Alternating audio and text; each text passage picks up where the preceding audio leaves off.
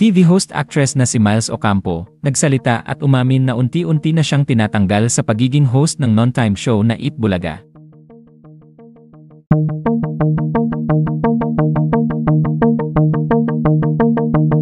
Walang nakakaalam kung kailan niya ba nagsimula o kung kailan niya ba naging seryoso ang away issue sa pagitan ng kapwa Eat Bulaga hosts na sina Miles Ocampo at Maine Mendoza. Pero isang bagay lamang ang nananatiling malinaw sa ngayon base sa obserbasyon ng publiko at mga netizens, at ito ay ang napabalitang nalalapit na pamamaalam ni Miles Ocampo sa longest-running non-time show. Isa si Miles Ocampo sa maituturing na pinakamatatag na batang aktres ng kanyang henerasyon. Sa pagiging natural, matalino, magaling, at higit sa lahat, hindi takot magsalita at ipakita kung sino siya, kahit sa mundong ginagalawan niya bilang isang artista. Nang mapasama siya sa programang Eat Bulaga bilang host ay marami ang natuwa. Fresh energy, organic humor, walang pilit, kung kaya't hindi nagtagal ay napansin siya, pinuri, at kinabiliban.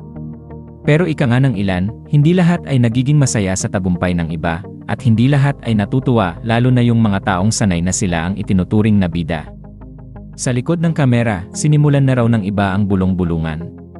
Mas maraming patok na banat si Miles Ocampo kaysa sa kanila, mas timing ang mga punchlines, at higit sa lahat, umangat at hindi na siya maituturing na basta sidekick lamang. At doon na umano nagsimula ang tensyon. Una, ay ang biglang pagbabago raw sa mga segments, napalitan din daw ang mga dating tandem, at unti-unting nawala raw ang dating exposure. At kung may napansin ang mga loyal viewers ng Eat Bulaga, ito ay ang parang invisible wall sa pagitan daw ni Miles Ocampo at Maine Mendoza.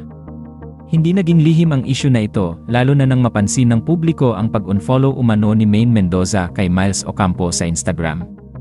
At nang mapalitan ng aktres sa ilang segments ng Eat Bulaga na dati siyang kasama, lalo lang lumakas ang haka-haka at doon na nagsimula ang usap-usapan. May tampuhan ba, may selosan, o may mas malalim pang dahilan?